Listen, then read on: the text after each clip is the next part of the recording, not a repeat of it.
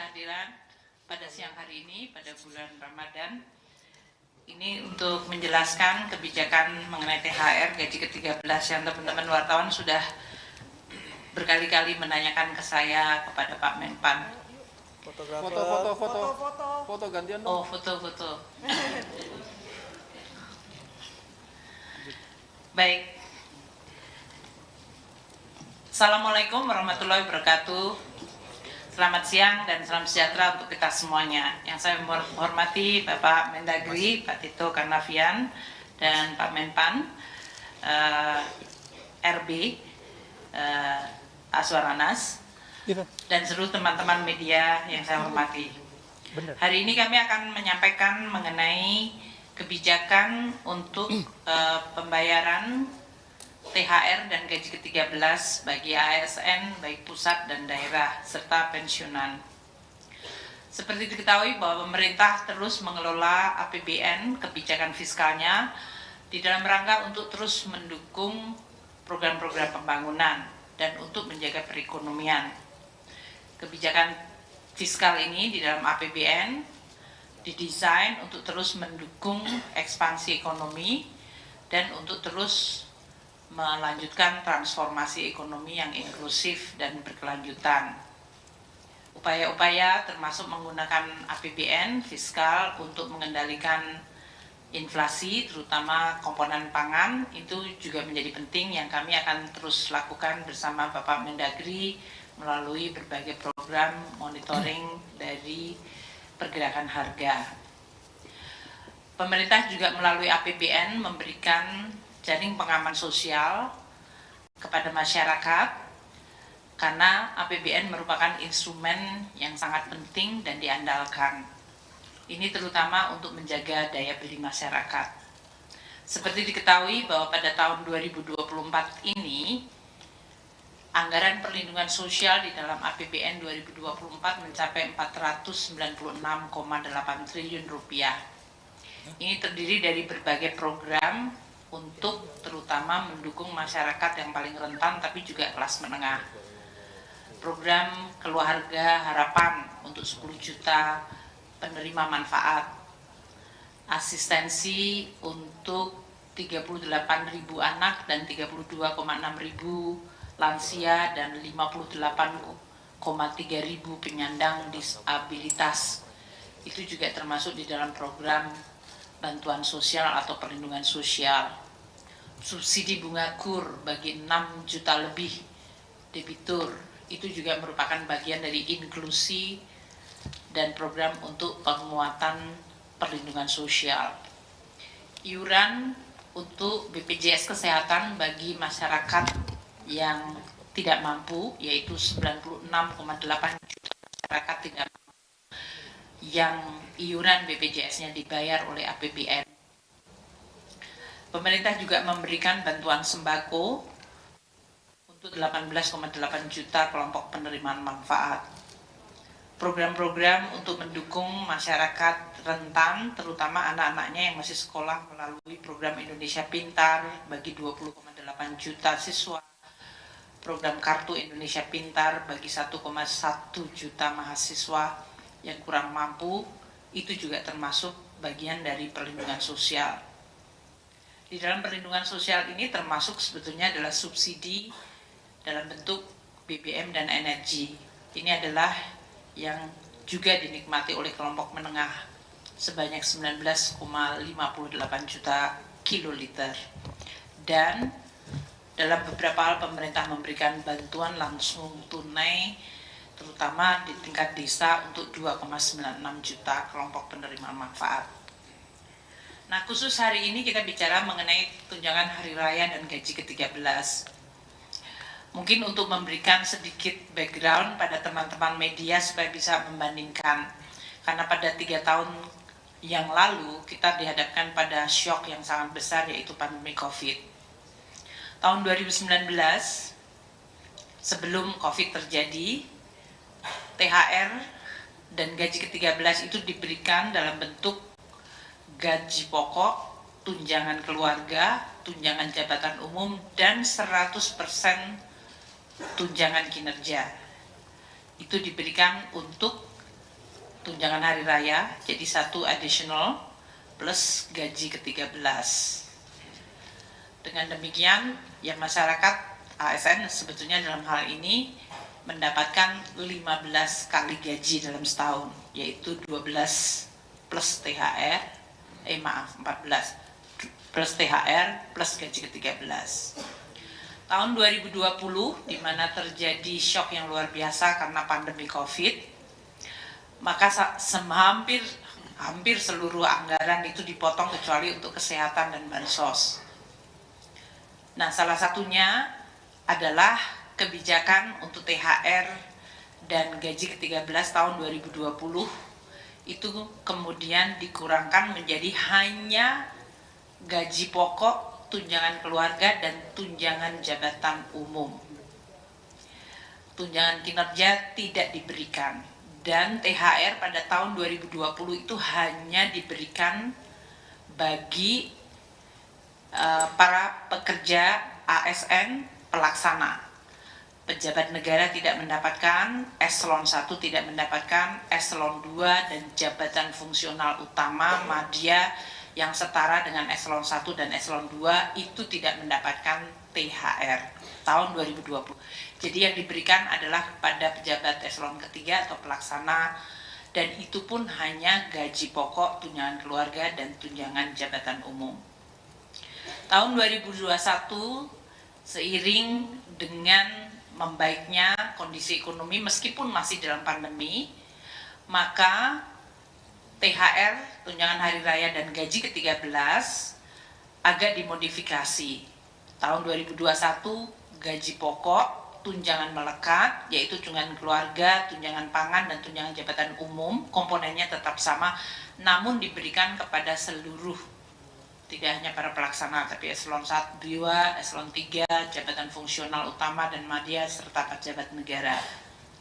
Tahun 2022, di mana APBN mulai bisa kembali cukup membaik, maka THR dan gaji ke-13 ditingkatkan komponennya, yaitu gaji pokok, tunjangan melekat, yaitu tadi tunjangan keluarga dan tunjangan pangan, tunjangan umum atau jabatan plus 50% dari tukinnya diberikan. Dan ini diberikan kepada semua, yaitu kepada seluruh ASN, pusat, daerah, termasuk pejabat negara. Untuk 2023 yang lalu, kita masih menggunakan rumusan yang sama, namun penerimanya ditambah, yaitu GAPOK, gaji pokok, tunjangan melekat, tunjangan jabatan dan umum, dan 50% tunkin, tunjangan kinerja. Namun kita juga memberikan kepada pekerja, yaitu guru yang bukan ASN ya dalam hal ini, atau ASND, dan TPD dalam hal ini tunjangan profesi guru diberikan, tunjangan profesi D itu apa ya Pak? Dosen, dan lupa kalau saya pernah dosen, dan tunjangan profesor itu diberikan di 2023. Sehingga ini menggambarkan bahwa APBN yang sudah mulai membaik, kemudian juga mengembalikan fungsi, termasuk dalam hal ini mekanisme untuk pemberian tunjangan hari raya dan gaji ke-13 kepada aparatur negara, pensiunan, penerima pensiun, dan penerima tunjangan. Nah, untuk tahun 2024 ini saya akan memberikan kesempatan kepada Pak Menpan RB untuk menyampaikan mengenai nanti komponen-komponen yang akan diberikan, dan nanti saya akan teruskan lagi mengenai kapan waktu pemberiannya. Sebetulnya sudah sering saya sampaikan, yaitu THR akan dibayarkan paling cepat 10 hari sebelum Hari Raya Idul Fitri. Jadi apabila belum dibayarkan, dapat dibayarkan setelah Hari Raya Idul Fitri. Untuk beberapa daerah memang mungkin karena bukan Hari Raya Idul Fitri, dia bisa dibayarkan sesudahnya. Sedangkan untuk gaji ke-13 akan dibayarkan pada bulan Juni 2024, dan apabila belum selesai pada Juni juga bisa dibayarkan sesudah Juni. Pak Menpan mungkin bisa menyampaikan komponen mengenai THR dan gaji ke-13 sesuai dengan peraturan pemerintah yang sudah diterbitkan oleh Bapak Presiden. Monggo, Pak. Baik, matur nuwun Bu Menteri Keuangan, Pak Mendagri dan para sekjen. Ada kiriman pantun buat Bu Menteri ini. Wah. Pergi ke kebun melihat badak, Cakep. diberi minum pakai ember. Cakep. Tidur malam sudah tidak nyenyak lantaran menunggu pengumuman THR. Dan hari ini Bu Menteri mengumumkan, saya kira ini sudah nanti teman-teman bisa ada kepastian, bisa tidurnya. Cuman ada pertanyaan, siapa saja yang dapat THR ini? Apakah honorer dapat? Ini banyak pertanyaan. Tadi Bu Menteri telah memberikan pengantar cukup lengkap. Dan ini telah dituangkan di dalam peraturan pemerintah nomor 14 tahun 2024 dan telah ditandatangani oleh Bapak Presiden. Atas dorongan Ibu Menteri Keuangan, ini lebih cepat saya kira perpesnya, dan kemarin kita tanda tangan tidak lagi di kantor masing-masing, tapi kita tanda tangan di Sesnek sehingga ini bisa kita terima hari ini. Nah, siapa saja penerima THR dan gaji ke-13 tahun 2024? Satu adalah PNS dan calon PNS. Yang kedua adalah P3K, jadi honorer yang sudah diangkat P3K, mereka berhak menerima. Prajurit TNI, anggota Polri, pejabat negara, wakil menteri, staf khusus lingkungan KL, Dewan Pengawas KPK, pimpinan dan anggota DPRD, hakim ad hoc, pimpinan, anggota, dan pegawai non-aparatur sipil negara LNS. Bapak sekalian kami hormati, komponen apa saja yang akan mereka terima bagi pegawai ASN dan bagi pensiunan. Pertama, untuk bagi pegawai ASN, pertama adalah gaji pokok, mereka terima. Yang kedua adalah tunjangan keluarga, tunjangan pangan, tunjangan jabatan atau tunjangan umum, kemudian 100% tunjangan kinerja bagi ASN di KL pemerintah pusat, setinggi-tingginya 100% tambahan penghasilan pegawai atau TPP bagi ASN di instansi daerah, tentu disesuaikan dengan kemampuan keuangan daerah. Tadi Pak Mendagri sudah nyampaikan di sebelum rapat ini.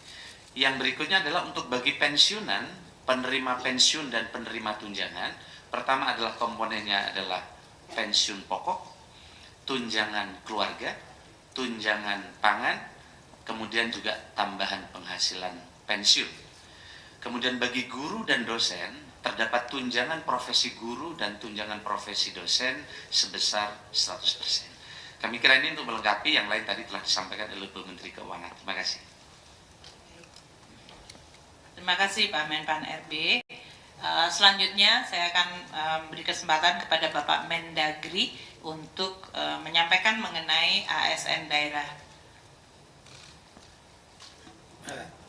Bismillahirrahmanirrahim. Assalamualaikum warahmatullahi wabarakatuh. Terima kasih banyak Ibu Menteri Keuangan dan juga Pak Menpan RB. Rekan-rekan sekalian, kami langsung saja.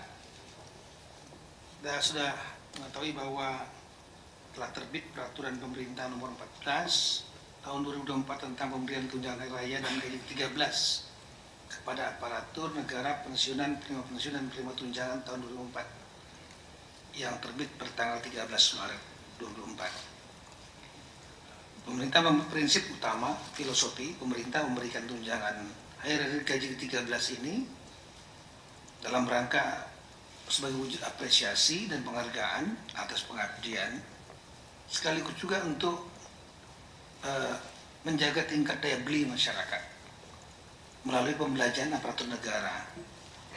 Kita tahu bahwa untuk mengimbangi daya beli masyarakat, adanya dinamika inflasi, saya nggak mengatakan naik ya, nggak terkendali cukup baik. Kemudian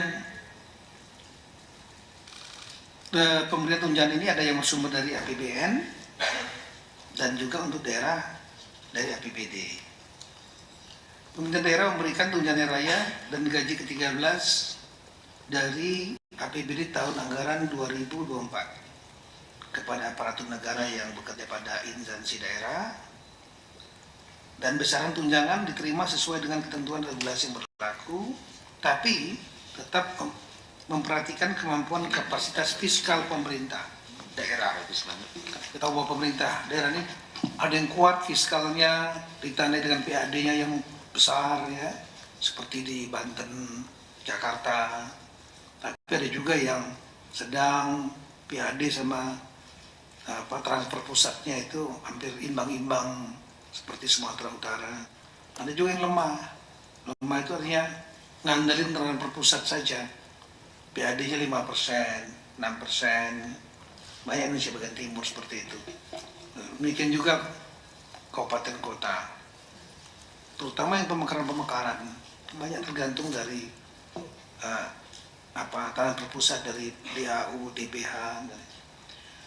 Kemudian dari data yang ada di Kemendagri, total belanja APBD provinsi kabupaten kota itu adalah seluruh Indonesia totalnya adalah 1.210,62 triliun. Ya. Dan kalau mungkin bisa ditampilkan, tampilkan ya. Kemudian total belanja pegawai pada APBD provinsi dan kabupaten kota itu lebih kurang 445 triliun.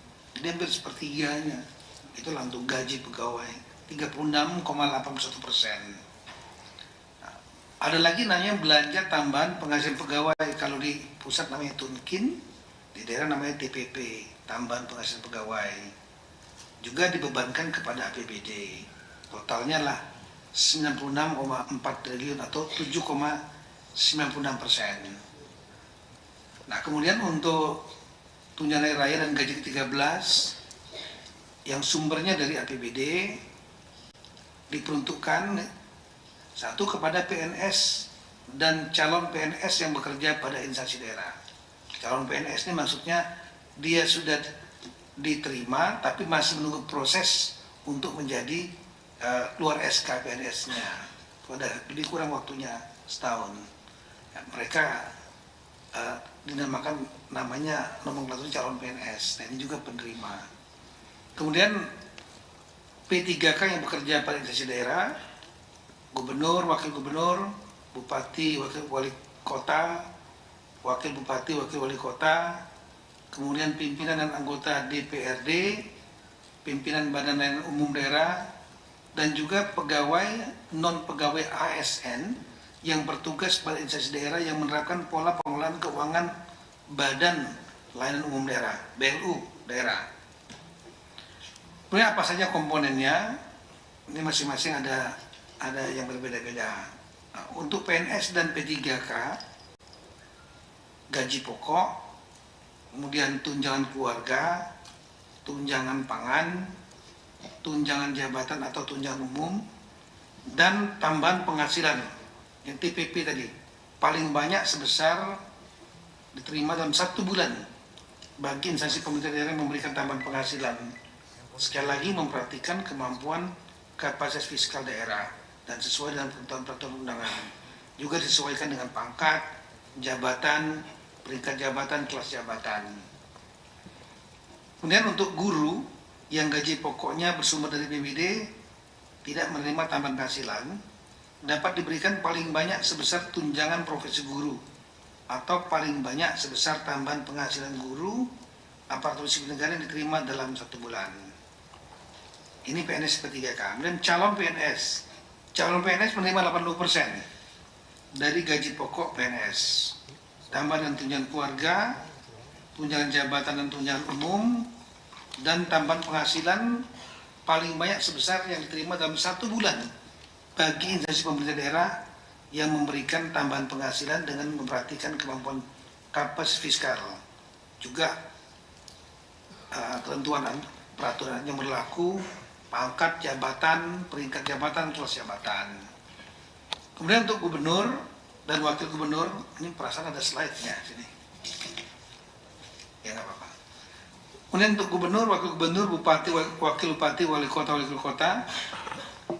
yang diberikan gaji pokok dan tunjangan keluarga dan tunjangan jabatan atau tunjangan umum sesuai dengan ketentuan peraturan undang-undang ya, yang mengatur kedudukan keuangan kepala daerah dan wakil kepala daerah. Kemudian untuk pimpinan dan anggota DPRD paling banyak sebesar akumulasi dari uang representasi, tunjangan keluarga, dan tunjangan jabatan pimpinan dan anggota DPRD sesuai dengan ketentuan peraturan undangan yang mengatur hak keuangan dan administrasi pimpinan dan anggota DPRD. Ini diatur juga dalam perda masing-masing. Ketentuan lebih lanjut mengenai teknis pemberian tunjangan hari raya dan gaji 13 bersumber dari anggaran pendapatan ini diatur sekali lagi dengan peraturan kepala daerah. Ini nanti konsekuensinya. Oleh karena itu, saya mengimbau kepada rekan-rekan dan saya menginstruksikan kepada rekan-rekan kepala daerah, baik gubernur, bupati, wali kota, ada beberapa hal. Yang pertama, segera persiapkan dan mempercepat penetapan peraturan kepala daerah.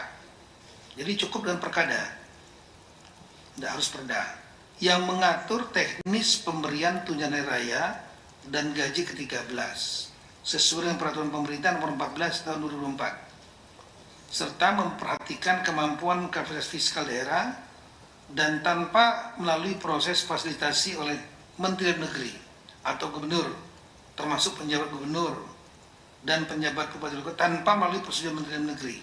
Jadi langsung, kalau nggak lambat lagi nanti.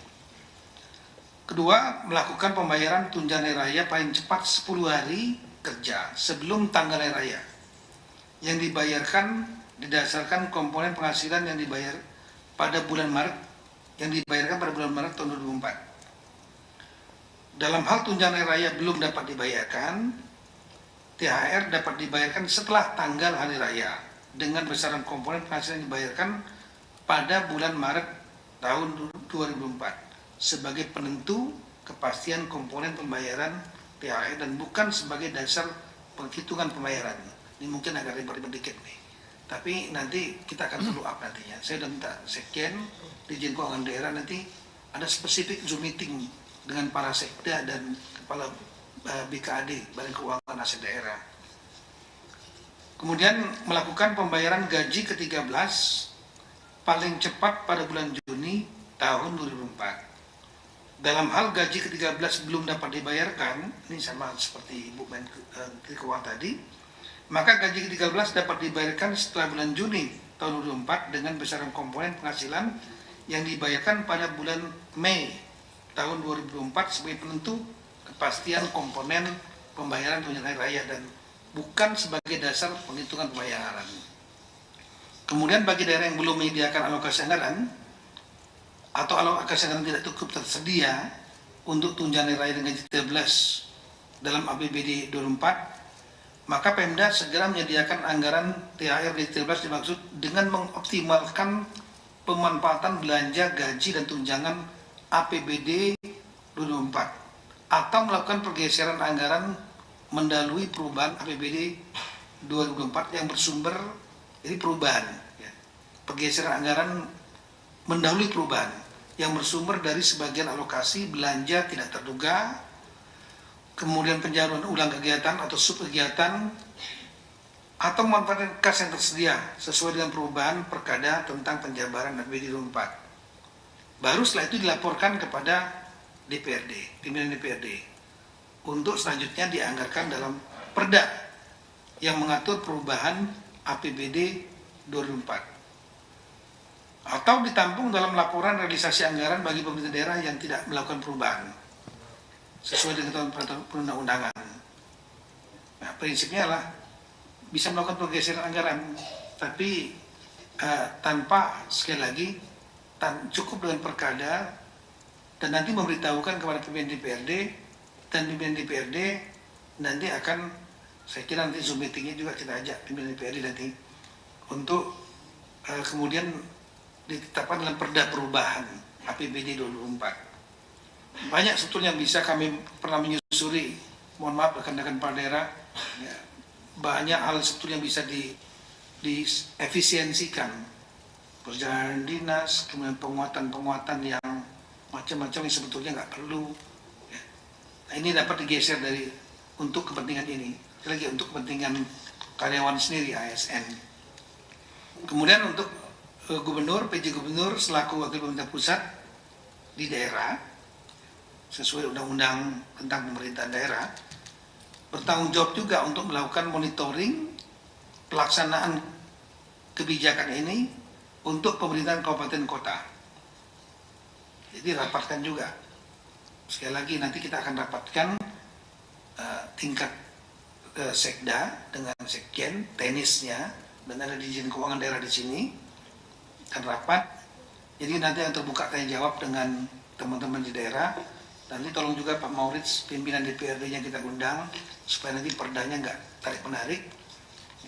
Dan kemudian setelah itu kita minta nanti para gubernur melakukan rapat dengan bupati wali kota yang ada di daerah masing-masing, sehingga menjadi lebih jelas.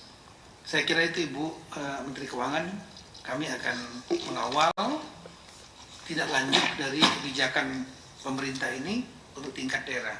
Sekian dan terima kasih. Assalamualaikum warahmatullahi wabarakatuh. Terima kasih Pak Mendagri dan Pak Menpan. Tolong slide dari Kemenku lagi yang slide 5 untuk memberikan kembali ya komponen tadi secara lebih lengkap. Tolong slide-nya dari Kemenku ya, halaman 5 langsung.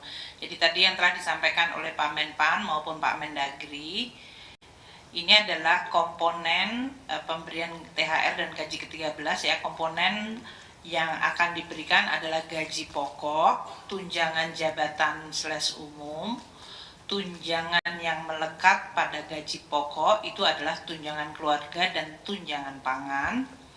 Kemudian 100% tunjangan kinerja untuk ASN pusat atau dengan nama lain kalau untuk ASN daerah.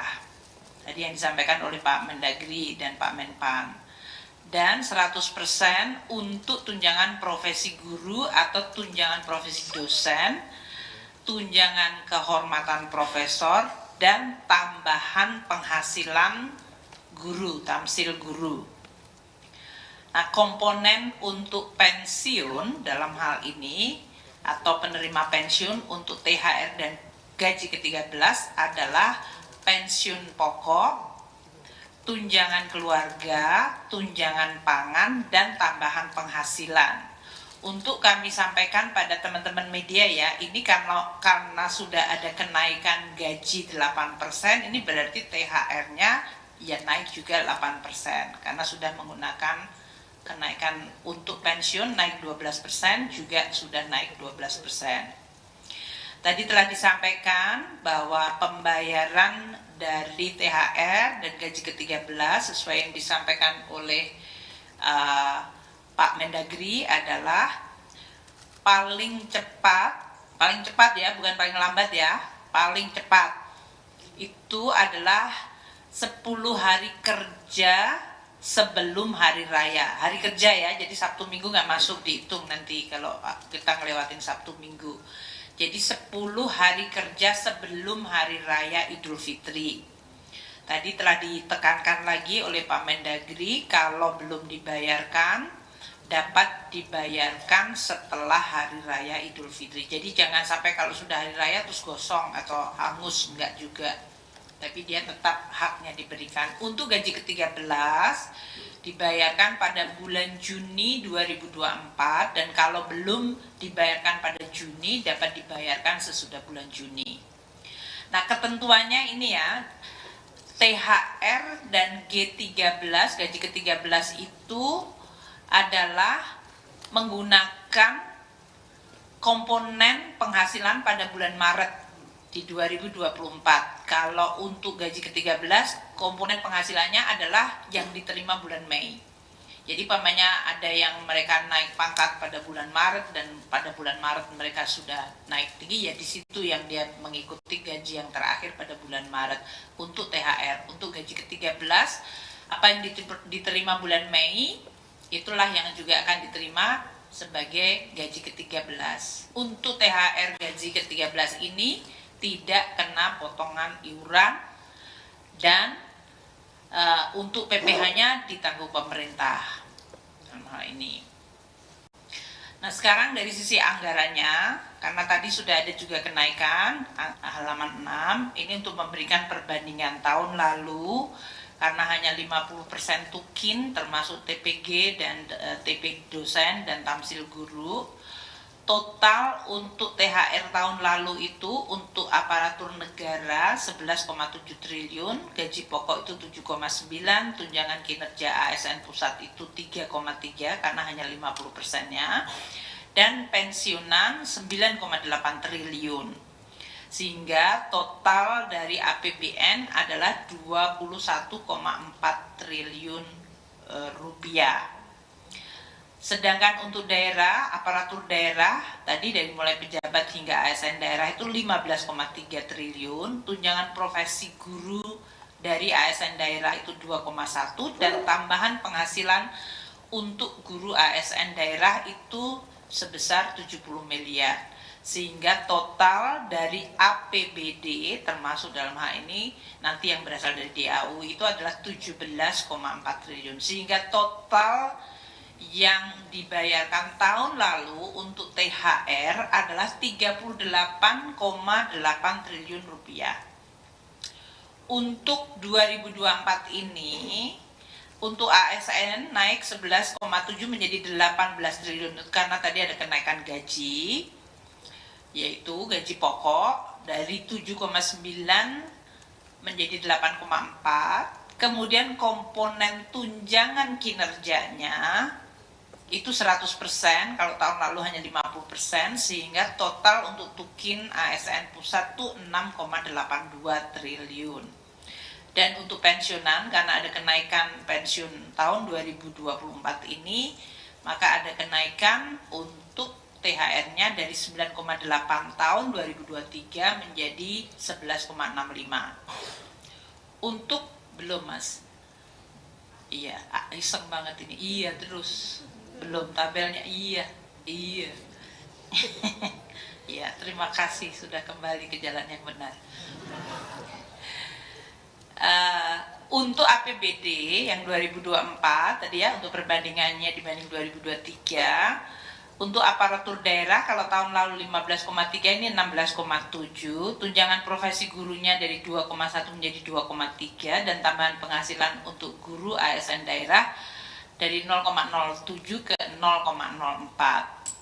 Ini tadi untuk daerah itu, tadi untuk tukin komponennya tergantung dari kapasitas fiskal daerah yang sampai disampaikan oleh Pak Mendagri. Sehingga total untuk APBD dalam THR adalah 19 triliun. Total keseluruhan pembayaran untuk THR pusat dan daerah akan mencapai 48,7 triliun yang akan dibayarkan dalam 2 minggu ke depan, mulai 2 minggu ke depan. Untuk gaji ke-13, komponennya dibandingkan tahun 2023 adalah pada slide ini. Totalnya 38,8 triliun sama tahun 2023. Tahun ini akan naik menjadi 50,8, di mana yang pusat naik dari 21,4 menjadi 29,7 triliun rupiah. Ini karena untuk tunjangan kinerjanya tadi 100% dan ada kenaikan gaji pokok terutama untuk ASN pusat dan daerah. Untuk yang daerah tadi dari 17,4 tahun lalu triliun rupiah menjadi 21,1 triliun rupiah. Sehingga total yang akan dibayarkan pada bulan Juni untuk gaji ke-13 dari APBN dan APBD adalah 50,8 triliun rupiah. Ini yang kita harapkan akan meningkatkan daya beli. Saya juga berharap untuk para ASN ya kalau menggunakan dan membelanjakan adalah untuk produk-produk dalam negeri untuk mendorong ekonomi lokal supaya ini benar-benar bermanfaat. Tadi telah disampaikan ya bahwa untuk THR, PN dan gaji ke-13 itu dalam hal ini komponennya dan siapa-siapa penerimanya sudah disampaikan oleh Pak Mendagri dan Pak Menpan, jadi saya tidak ulang kembali. Saya berharap ini nanti akan bisa betul-betul mendorong dan memperbaiki perekonomian melalui daya beli dari ASN, TNI, Polri, pensiunan. Lini masanya untuk halaman 10 langsung. Tanggal 13 Maret itu PP 14 sudah ditandatangani Bapak Presiden dan kemudian ditetapkan peraturan Menteri Keuangan untuk petunjuk teknisnya dalam rangka pembayaran THR dan gaji ke-13. Ini yang sedang kita proses hari ini.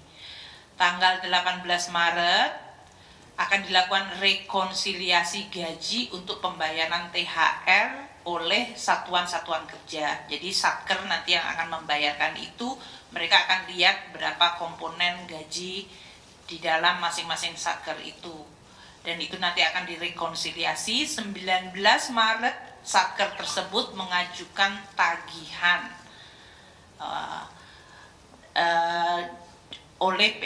untuk Taspen dan Asabri, maksudnya kalau tadi Satker itu yang masih ASN aktif, untuk 19 Maret itu untuk para pensiunan baik ASN TNI Polri, yaitu Taspen dan Asabri. Itu mengajukannya tanggal 19 Maret.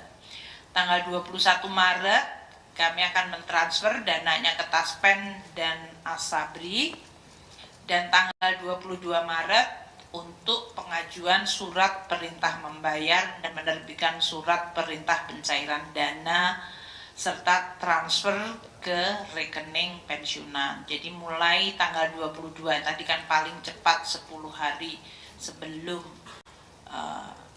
THR, dan penyaluran THR kemudian dimulai sesudah kita mendapatkan atau menerima pengajuan perintah membayar dan penerbitan pencairan dana. Ini adalah bagian dari pemerintah untuk menyampaikan juga terima kasih kepada para ASN, TNI, Polri yang selama ini telah bekerja untuk terus menjalankan program-program pemerintah dan menjalankan tugasnya melayani masyarakat. Saya berharap tentu dalam THR ini juga akan memberikan dorongan kepada perekonomian Indonesia. Saya ingin menekankan apa yang disampaikan Pak Mendagri sekali lagi, bahwa untuk APBD pemerintah pusat juga sudah mentransfer DAU, dana alokasi umum tahun 2024 itu dengan memperhitungkan akan adanya belanja pegawai daerah untuk THR dan gaji ke-13. Jadi dalam hal ini DAU-nya pemerintah daerah itu sudah dimasukkan komponen untuk pembayaran THR dan gaji ke-13. Di dalamnya, dalam hal ini alokasi DAU dan gaji dan tunjangan melekat ASND yang sebesar 250,8 triliun itu di situ sudah ada termasuk komponen untuk THR dan gaji ke-13, yaitu sebesar 35,3 triliun rupiah.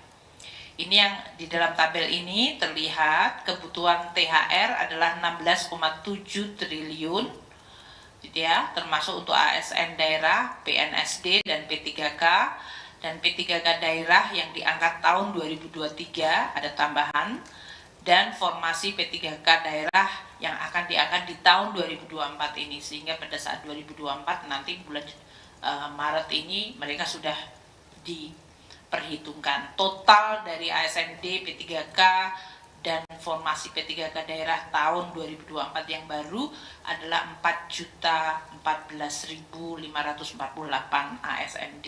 Itu yang menerima THR gaji ke-13.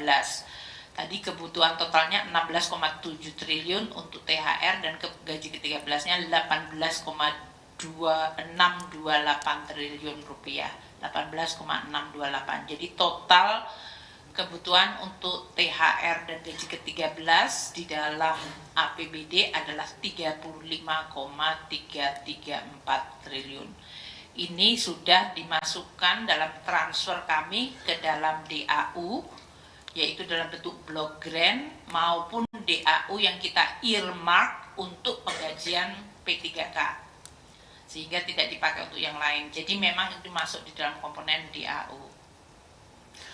Untuk Tukin yang tadi disampaikan oleh Pak Mendagri, yang tadi tergantung dari kapasitas fiskal dari masing-masing daerah, estimasi kami adalah jumlah perkiraan komponen dari TPG dan Tamsil ini yang akan masuk dalam penerima THR dan gaji ke-13 akan mencapai 4,7 triliun halaman 14.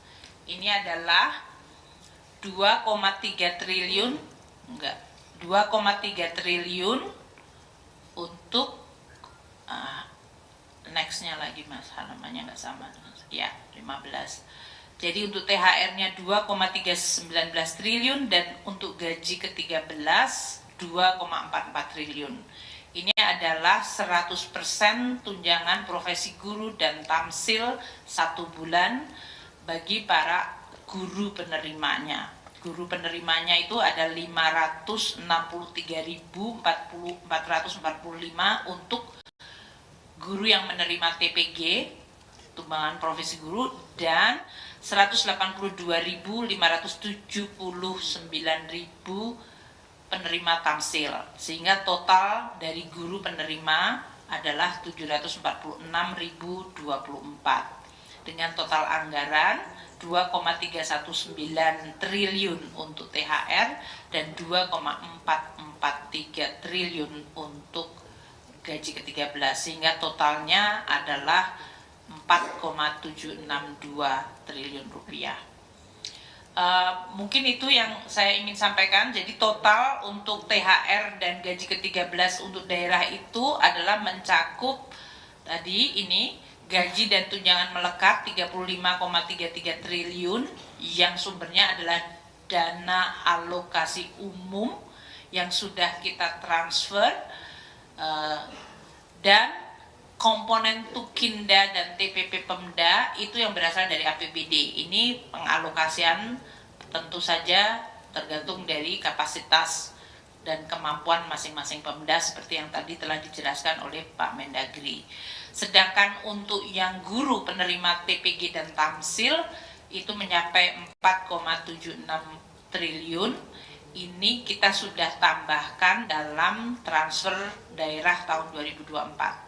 Jadi dalam hal ini, untuk yang poin ketiga ini, kita tambahkan dalam TKDD kita transfer ke daerah itu 4,7 triliun di dalam rangka untuk bisa membayarkan bagi THR dan gaji ke-13.